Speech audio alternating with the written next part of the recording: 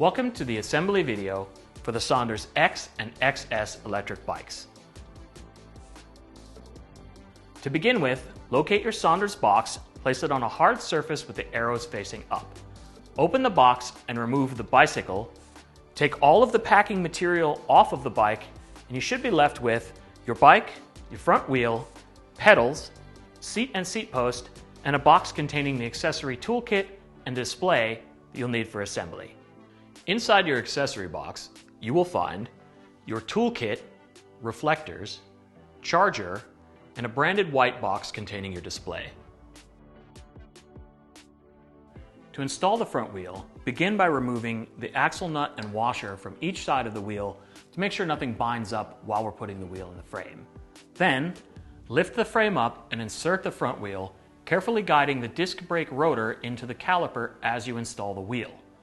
Finally, replace the washers and then the axle nuts on the wheel, fully tightening them with the 15mm wrench. Installing the front wheel into the SONDORS AirShock on your XS is exactly the same process. Now we're going to install the handlebar onto our e-bike. To begin with, we're going to remove the faceplate entirely from the stem using our 4mm Allen wrench. Then we'll center the bar in the stem, make sure it's rotated to the correct position, and reinstall the faceplate, carefully tightening in an X pattern such that the spacing at the top and bottom of the stem remains the same. Be careful when you fully tighten these bolts not to over tighten them, as you can strip them and damage the stem. Install the seat and seat post into the frame by simply sliding the seat post in and closing the quick release clamp. In the event that the seat is still too loose, open the clamp partway, tighten the nut on the back side, and then reclose. Repeat that process until the seat no longer slides. Now we're going to install the pedals onto the bike. The right-hand pedal with the R sticker on it has a conventional right-hand thread and installs in the right crank arm. The left pedal has a little L sticker on it. It has a left-hand thread and it installs into the left crank arm of the bicycle. You should be able to start these pedal threads by hand and turn them all the way in. You'll only need the 15mm wrench to put the final tightness on the pedal. Now we're going to install the display and control panel onto the handlebar. To do so, open the nylon clamps on the display and pass them over the bar as such. Then, tighten both clamps in place with the included screws. Finally, install the control pad for the display on the left side of the handlebar, just inboard of the left brake lever. Route the cable from the display along the cables at the front of the bike, down and into the battery box through the hole located at the right front of the frame. Then, locate the blanking plug on the main harness of the bike inside the battery box. Carefully remove the blanking plug from the harness.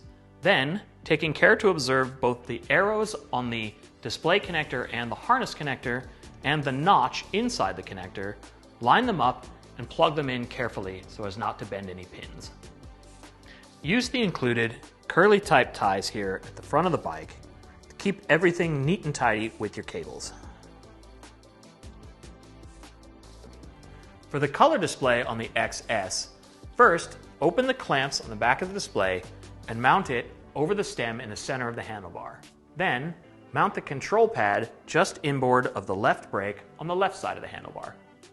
Next, we'll mount the auxiliary USB port holder on the right side of the handlebar inboard of the brake lever. To do so, go through the hole on the top of the USB holder and release the screw from the inside.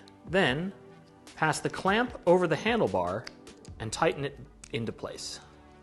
Finally, insert the USB port itself into the housing by passing the connector through the back of the housing, inserting the USB port in and pressing it all the way home into the housing. Then, connect the USB connector to the back of the display in the dedicated port. Locate the blanking plug connected to the main bike harness just in front of the handlebar. Gently remove the blanking plug from the harness and then, taking care to observe the notch and arrow on the harness connector, plug it in to the dedicated port on the bottom of the display. Your new SONDORS is ready to ride. Check out some of our other videos if you have questions about how to set up or adjust things like your disc brakes or your tire pressure, or you're just interested in some hints and tips for getting the most out of your new Sondors. Thank you very much for watching.